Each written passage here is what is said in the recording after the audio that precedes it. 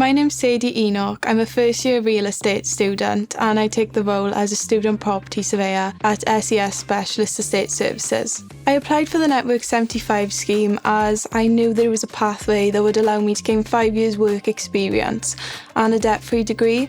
I also thought that it was the best option for me for a career in surveying due to its hands-on practical nature. So my day-to-day role at SES changes every day.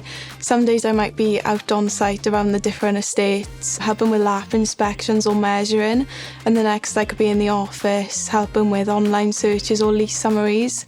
I think it's a really exciting job as you're not just confined to an office desk 9 to 5, you're actually out on site doing something practical. My time in the workplace really supports my study and learning as my team often try to relate the topics and the modules that I'm doing at university to projects inside of work, which means that I get to learn from experience and not just theory.